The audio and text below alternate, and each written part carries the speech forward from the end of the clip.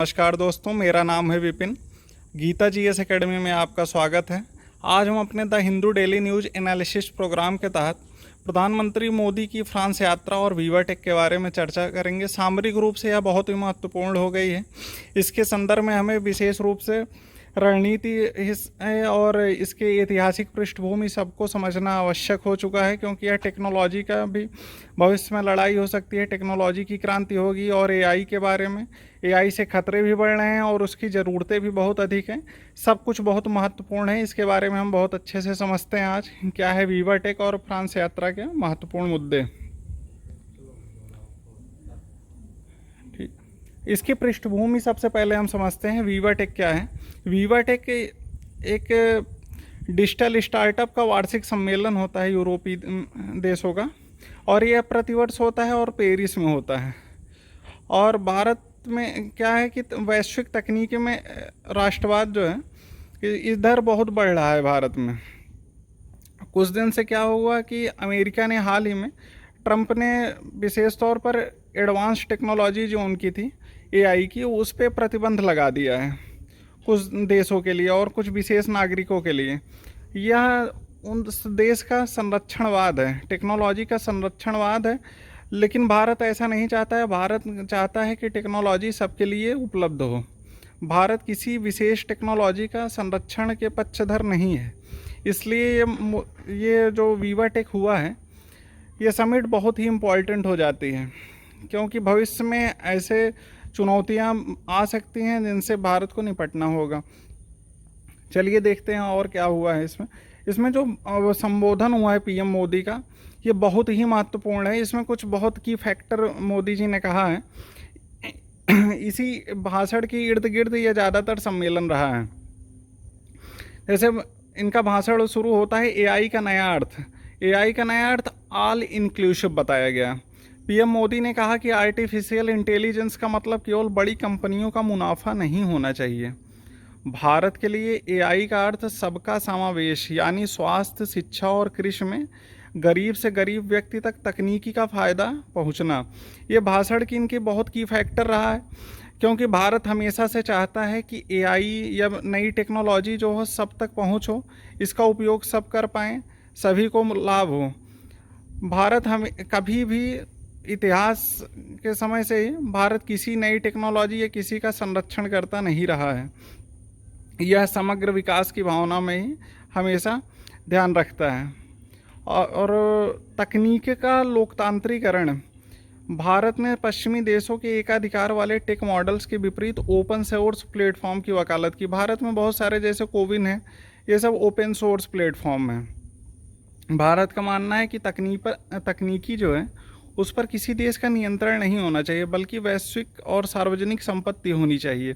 नई तकनीकें हैं और इसका सबको इस्तेमाल करने से क्या होगा कि नई नई समस्याएं जो हैं, नई चुनौतियां हैं देश के सामने आ रही हैं।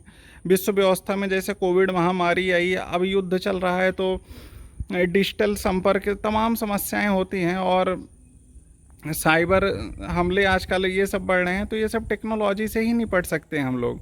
हेल्थ इशू तमाम होते हैं, तो ये सब बहुत ज़्यादा इम्पॉर्टेंट हो जाता है। और इसमें एक डिजिटल दबदबा जो भारत का आया है सामने, भारत ने ये अपना डेटा प्रस्तुत किया है मोदी जी ने वहाँ पर, कि विश्व व्यवस्था का समस्त जो डिजिटल लेन देन होता है उसका 50% हिस्सा भारत की यूपीआई के माध्यम से होता है। ये भारत की बहुत बड़ी महत्वाकांक्षा है। और भारत का आधार यूपीआई और कोविन जैसे प्लेटफॉर्म जो है, इसे इंडिया स्टैक कहा जाता है। भारत अब इसे गरीब अफ्रीकी देशों और लैटिन अमेरिका देशों को मुफ्त देने की पेशकश की है। आधार से क्या होगा कि जो समस्त वहाँ की जनसंख्या है उसका एक सेंट्रलाइज्ड डेटा तैयार हो जाएगा उस देश में। और जैसे भारत में तमाम लाभ दिए जाते हैं आधार के माध्यम से, जैसे डायरेक्ट बेनिफिट ट्रांसफ़र वगैरह होता है, ये सब उन देशों में आसानी से पहुंच पाएगा। और यूपीआई भुगतान के माध्यम से डिजिटल लेन देन हर जगह सुलभ हो जाएगा। और कोविन जो प्लेटफॉर्म है, ये वैक्सीनेशन से संबंधित है। ये स्वास्थ्य सुरक्षा संबंधी बहुत महत्वपूर्ण चीज़ है, क्योंकि ये सभी देशों के लिए बहुत आवश्यक हो गया है। ठीक है, तो इसके बाद हम देखते हैं भारत फ्रांस की जो रणनीतिक साझेदारी है, इससे बहुत नया आयाम मिला है। अभी तक भारत क्या करता था, फ्रांस से रक्षा के सहयोग जैसे राफेल, स्कॉर्पियन, पनडुब्बी, यही सब आयात निर्यात करता था। ज़्यादातर चीज़ें हम आयात ही करते थे टेक्नोलॉजी के माध्यम से, और परमाणु ऊर्जा तक सीमित थे। नाभिकीय रिएक्टर वगैरह में वहाँ से यूरेनियम वगैरह कुछ लेते थे हम। लेकिन अब क्या हो गया है, डिजिटल संप्रभुता का लेन देन शुरू हो चुका है।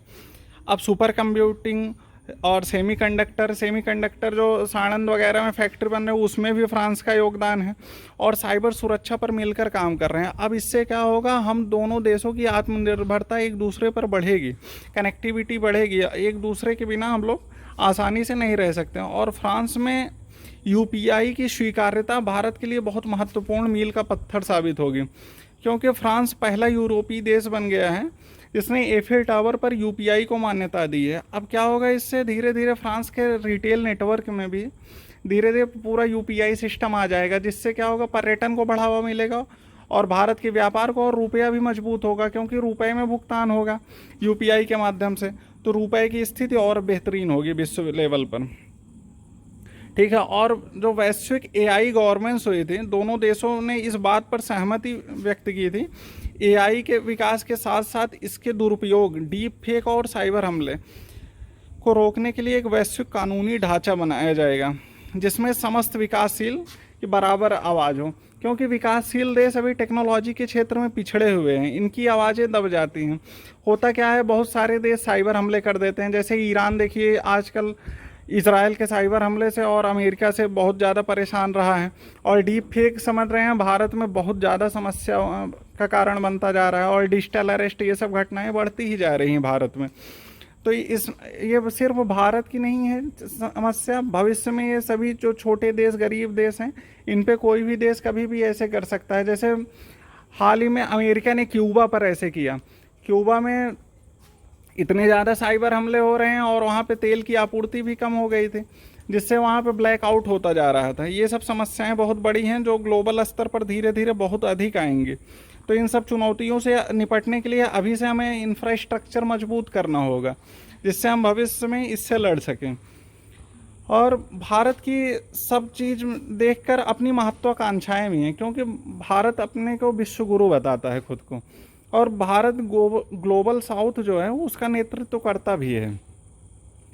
तो ग्लोबल साउथ में जो गरीब देशों हैं, सबको मिलाकर, ये जो चौथी औद्योगिक क्रांति है, सोच रहा है भारत सबको मिलाकर साथ ले चलना है, जिससे हम मजबूत ग्लोबल साउथ को प्रस्तुत करें, जिससे हम क्या करें, पश्चिमी देशों को टक्कर दे सकें, उनसे पीछे न रह सकें। और भारत हमेशा से ही सॉफ्ट पावर रहा है। भारत कभी भी अपनी सैन्य शक्ति का प्रयोग के लिए नहीं जाना जाता है। भारत हमेशा से सॉफ्ट पावर रहा है। तो जो गरीब देश हैं उनको देखिए ब्याज मुक्त लोन देता है, और ज़रूरत पड़ने पर, जैसे कोविड महामारी आई तो बहुत देशों को फ्री में सहायता किया, वैक्सीन प्रोवाइड कराया हम लोग ने। और जैसे यूक्रेन में हुआ, यूक्रेन में समस्त औषधि हमारी गई, वहाँ पे दवाई, जब वहाँ पे हालात इतने खतरनाक हो गए थे रूस से हमले में, हमने उनको कुछ आर्थिक सहायता भी दी। ऐसे जहाँ भूकंप आते हैं, जैसे म्यांमार में भूकंप आया था, तो ये सब क्या है कि भारत हर जगह से, हर तरफ से सॉफ्ट पावर रहा है। भारत हमेशा सबकी सुरक्षा करता है।